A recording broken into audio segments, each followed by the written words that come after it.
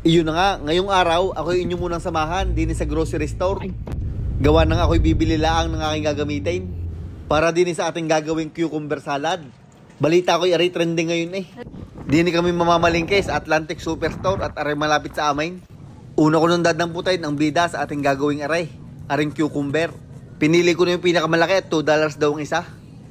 Sunod, aring green onions, kailangan din natin. Lilipat lang kami doon sa kabilang ibayaw at may hahanapin kami. Ari nga palang international section. Din ay makakakita kayo ng mga produktong Pilipino. Yung mga Pudgy Bar, Milo, tsaka yung Ovaltine.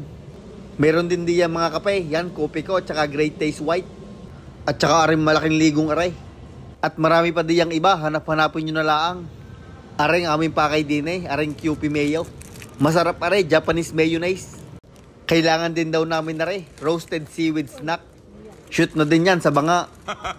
At syempre, bago umuwi, ay hindi pwedeng hindi magmi-milk tea. Ay magkakaribaw. Aring akin laging binibili sa Gacha, Oreo cheesecake, milk tea. At yun, pag uwi nga, ay diretsyo na agad sa kusina at aayusin ko na aray. Hahasain ko muna rin kutsilyo para maganda ang tartaran.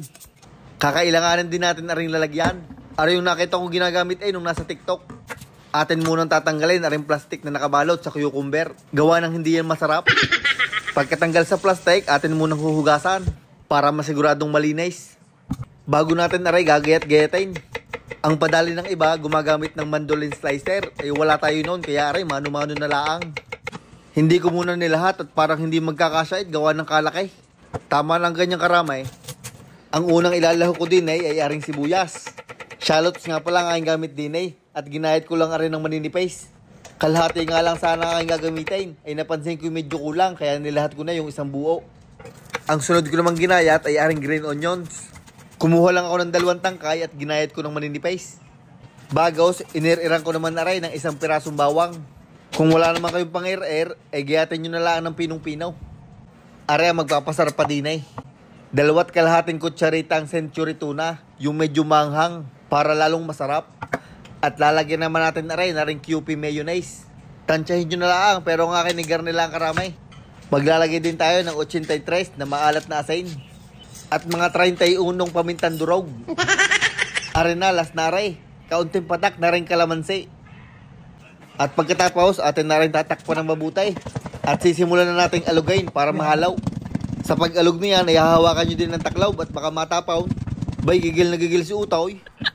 At pagkalipas ng 2 araw na pag-alog, iyan, gawa ng ating cucumber salad.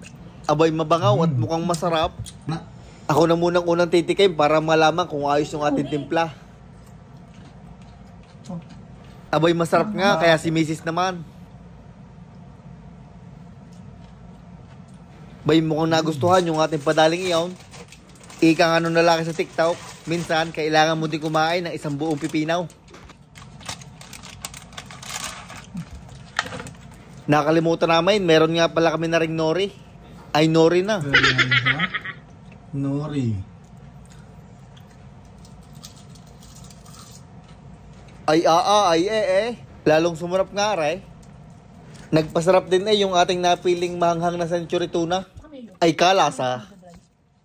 Iyon, at dahil masarap nga, ay nilagay ko na rin yung ating natirang pipinaw. Dinagdagan ko na lang ng kaunting mayonnaise at saka yung tuna. Maraming version nga, aring cucumber salad na aray. Ay tingnan nyo na lang sa internet. Pero aring aking padaling aray, masarap. I-try nyo din. Ay paanaw, hanggang din nilalaang. Maraming salamat sa inyong palaging panonood. Pagka isang araw na ulit ako magsha-shoutout, mag-iingat kayo palagi.